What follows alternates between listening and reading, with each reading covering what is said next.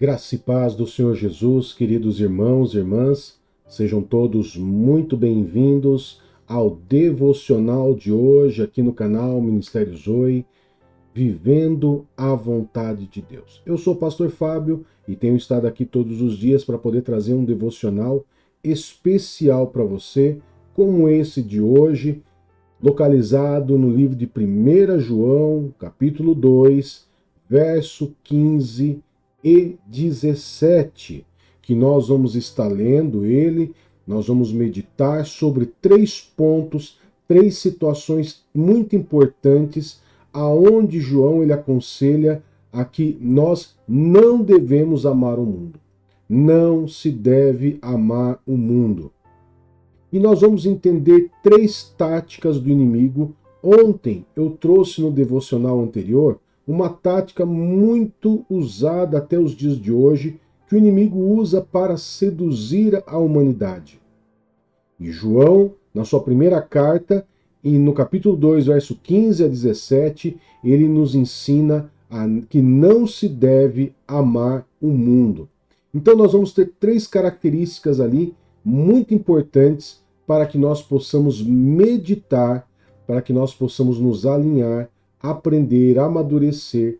E logo depois que nós meditarmos, eu quero poder estar orando por você, consagrando a sua vida, consagrando o seu dia ao Senhor. Por isso, fique comigo até o final dessa mensagem para que eu possa orar por você em nome do Senhor Jesus. Amém? Não esqueça, curta, comente e compartilhe. Amém? Então vamos para o nosso primeiro texto. Livro de João, 1 João, capítulo 2, verso 15 a 17. Diz assim: Não amem o mundo, nem o que nele há.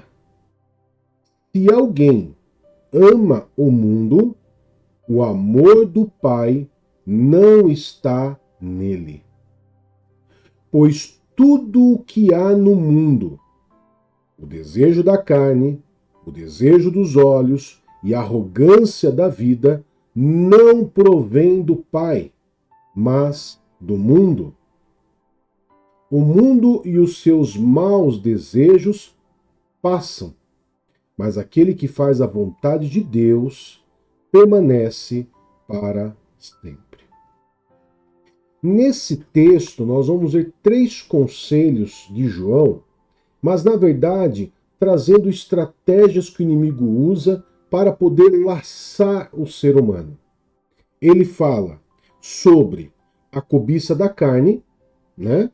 Que no texto aqui fala sobre desejo e cobiça a mesma coisa, fala sobre a cobiça da carne, ou desejo da carne, cobiça ou desejo dos olhos, e a ostentação dos bens, que no texto que nós lemos fala sobre a arrogância da vida. São 3 pilares muito poderosos, muito fortes, que realmente, quando um desses 3 pilares eles entram em desequilíbrio, causa grandes danos na vida de uma pessoa, na vida de um cristão e até mesmo na sua família. Então vamos entender quais são esses 3 pontos o qual o inimigo usa para querer me derrubar e derrubar você também. Amém? Primeiro ponto é a cobiça da carne, né? Que no texto lá estava como desejo. O que é a cobiça da carne, queridos?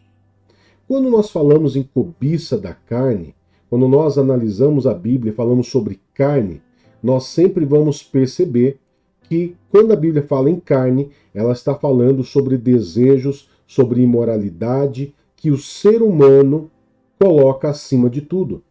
São desejos relacionados à imoralidade. Ok? Livro de Gálatas, capítulo 5, verso 6, ele nos traz um conselho muito importante sobre isso, que diz assim: Por isso digo, vivam pelo Espírito. O Espírito em letra maiúscula, se referindo ao Espírito Santo. Então, vivam pelo Espírito Santo e de modo algum satisfarão os desejos da carne. Claro que o inimigo, queridos, ele vai tentar sempre persuadir aquelas pessoas que têm uma fraqueza a mais na carne para esse lado da imoralidade, tentar levar ela e desviar ela para esse lado. Porque esse desejo da carne, ele é quase que uma abstinência de uma pessoa que para de usar uma droga. Quem já passou por isso, ou quem viveu com pessoas assim, ou quem já atendeu pessoas com essas características, com esses problemas de imoralidade, entende que a imoralidade, a pessoa, para ela deixar de praticar imoralidade, é quase ela viver uma abstinência do uso de uma droga. Por quê? Porque a carne, ela gosta do pecado, a carne, ela gosta de fazer o que é errado. Você é atraído pelas paixões da carne. Mas a Bíblia, em Gálatas, a carta de Paulo aos Gálatas, ele nos traz um conselho, que eu tenho que viver pelo Espírito Santo. Ou seja, eu tenho que me revestir, eu tenho que orar, eu tenho que buscar, eu tenho que andar, viver pelo Espírito Santo, para que aquilo que eu mais alimento sobressaia sobre a minha vida. Se eu dou mais importância ao Espírito Santo, se eu dou mais importância e mais ênfase em viver pelo Espírito Santo, automaticamente a minha carne vai enfraquecer e sempre eu vou estar vivendo pelo Espírito Santo. Mas se eu não oro, se eu não jejuo, se eu não leio a Bíblia, se eu não vou para a igreja, automaticamente, queridos, eu deixo de ter um relacionamento com o Espírito Santo, eu deixo de me alimentar daquilo que é espiritual para poder me alimentar daquilo que é carnal. E aí é onde vem ladeira abaixo. Então esse é um dos pontos que Satanás usa bastante para poder ludibriar e enganar o ser humano. Segundo ponto, queridos, para que você não deve amar o mundo, e essa frase, não se deve amar o mundo, é exatamente todas essas situações, todas essas ideologias, desejos, paixões, que andam em desacordo com a palavra de Deus. É exatamente isso que João está querendo dizer aqui. Você não deve amar aquilo que o mundo tem criado, aquilo que o mundo tem dito, que é bom, que é legal, que é maravilhoso, que é gostoso. Por quê? Porque não provém de Deus isso. Não provém de Deus. O mundo está dizendo que tudo é bom, tudo é bonito, tudo é lindo, tudo é permitido. Tudo é permitido, mas nem tudo te convém. Amém? Segundo ponto que o texto de 1 João, que nós lemos 2, verso 15 a 17, fala sobre a cobiça dos olhos. Sobre a cobiça dos olhos, né? E nós temos que lembrar de algo importante. Se você acompanhou o devocional de ontem, você viu que uma das táticas do inimigo com relação a Eva foi fazer com que Eva olhasse para aquela árvore, para o fruto daquela árvore que Deus falou que não podia comer. Ele fez ela olhar, ela fez ela sentir desejo, sentiu vontade, ou seja, ela se sentiu atraída pelo que os seus olhos veem. Livro de Lucas, capítulo 11, verso 34, o Senhor Jesus ele nos ensina algo importante, olha só. Os seus olhos são a lâmpada do corpo.